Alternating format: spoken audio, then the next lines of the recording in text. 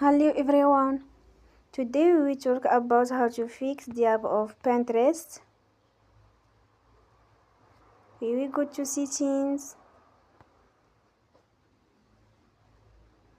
Then we click on apps. After that we will search the app Pinterest. And then we click. Then we will on for stop. After that we will go to storage.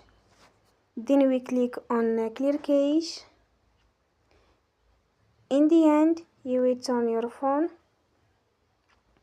and you will restart your phone again.